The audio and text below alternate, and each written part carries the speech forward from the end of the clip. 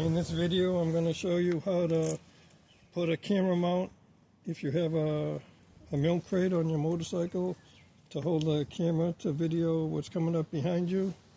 So here we need a spade bit the same diameter as this bar. So we're going to drill a hole right about here. So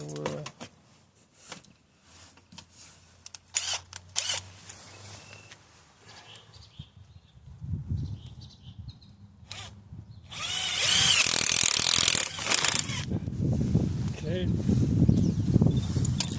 got the hole. Now we're going to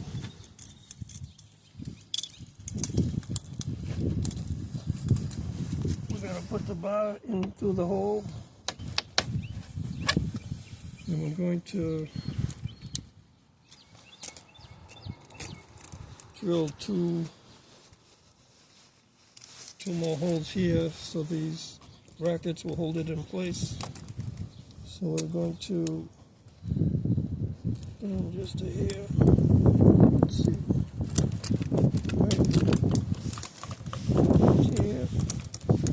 Right here, we're going to put the brackets to hold it. Let me get.